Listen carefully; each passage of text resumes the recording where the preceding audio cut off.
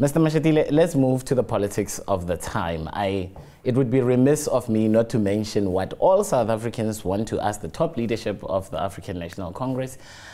What is going on with regards to the issue of the state president, Mr. Jacob Zuma? We understand that the top six and the NEC is working on a dignified exit, but what are the stumbling blocks? What issues are holding us back?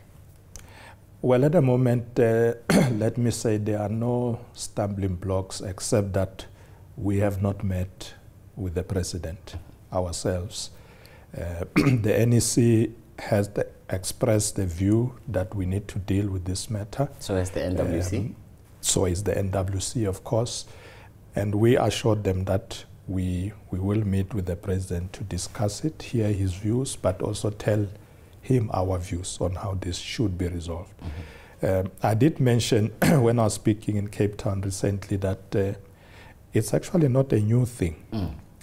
We have now come to realize that unless we come with a sustainable way of dealing with this, it's going to happen all the time, especially when a president is doing a second term in the ANC and government. The term starts changing. You finish in the ANC first, but you still have time in government. 18 months to go.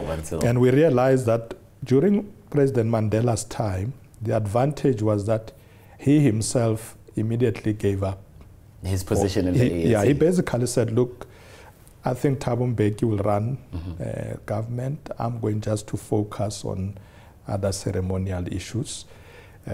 Well, with Thabo Mbeki, when Jacob Zuma was president of the ANC, he was still running government, and so you could see the tension between Luthuli House and government. Hence, can you feel that tension now? It has started, yeah.